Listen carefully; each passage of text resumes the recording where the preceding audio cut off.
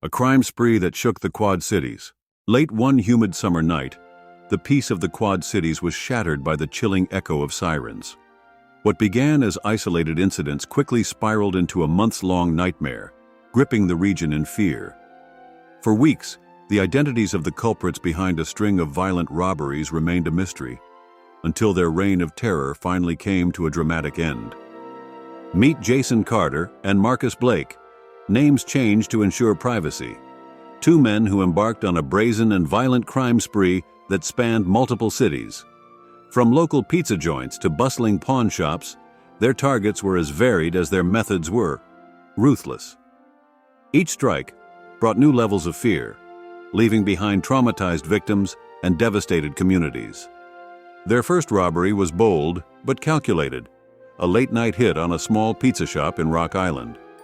Armed with handguns, they stormed in, threatening employees and forcing them to empty the cash registers. This success emboldened them, and over the next few months, their crimes grew in both frequency and violence.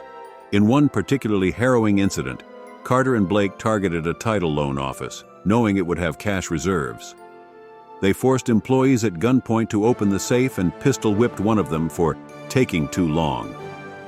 Another time, they entered a pawn shop and made off with jewelry, money, and firearms, leaving the terrified staff too shaken to call for help immediately. Their spree wasn't confined to businesses. In one chilling act of violence, they carjacked a woman in broad daylight, pulling her from her car at gunpoint. Witnesses described the scene as chaotic, with the victim screaming and pleading for her life. Perhaps the most horrifying crime occurred during a botched robbery at a convenience store in Davenport. When a man attempted to intervene, Blake shot him without hesitation.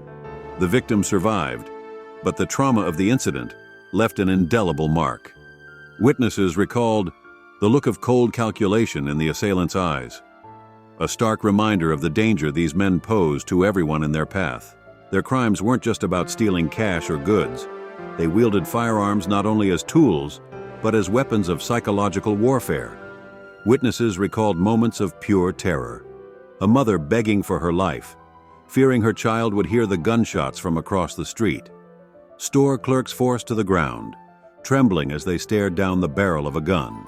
For months, authorities from Rock Island, Davenport, and Moline worked tirelessly to track them down.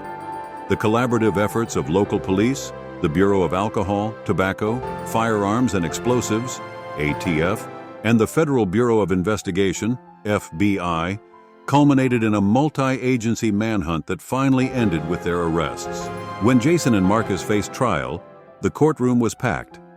Over 2 weeks, prosecutors laid bare the violent details of their spree, painting a vivid picture of their relentless and brutal conduct.